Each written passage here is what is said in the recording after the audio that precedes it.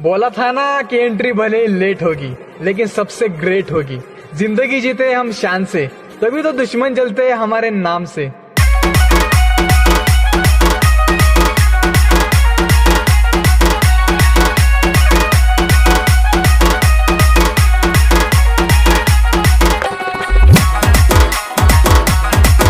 ए जानू एगो मस्त धोखा सॉन्ग बजा पे।